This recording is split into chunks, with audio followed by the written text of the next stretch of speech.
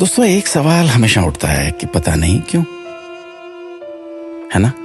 अब किसी भी विषय पर बात कीजिएगा तो आपके जहन में भी ये बात निकलेगी, पता नहीं क्यों।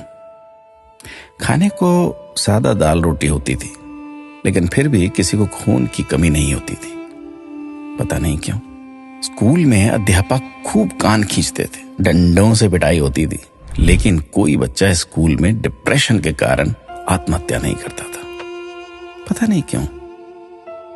बचपन में महंगे खिलौने नहीं मिलते थे, लेकिन हर खेल बहुत आनंदित करता था, पता नहीं क्यों।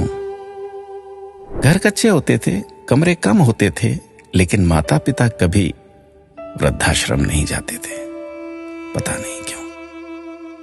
घर में गाय की, कुत्ते की, अतिथि की, मेहमानों की रोटियां बनती थी, फिर भी घर का बजट संतुलित रहता था।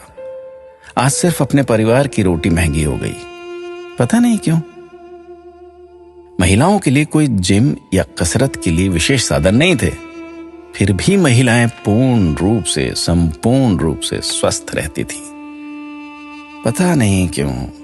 भाई भाई में, भाई बहनों में अनेक बार खूब झगड़ा होता था, आपस में कुटाई तक हो जाती थी, परंतु आपस में मन मुटाव कभी नहीं होता था, पता नहीं क्यों। परिवार बहुत बड़े होते थे, पड़ोसियों के बच्चे भी दिन भर खेलते थे, फिर भी घरों में ही शादियां होती थी, पता नहीं क्यों। माता पिता थोड़ी सी बात पर थप्पड़ मार देते थे, लेकिन उनका मान सम्मान कभी कम नहीं होता था, पता नहीं। ऐसे अनेक क्यों के सवाल दिल में उठ रहे हैं। आप सभी तक इस क्यों को पहुंचाने की कोशिश कीजिए। शायद फिर से पहले जैसा सौहार्दपूर्ण वातावरण, आपसी प्रेम, एकता का माहौल बने।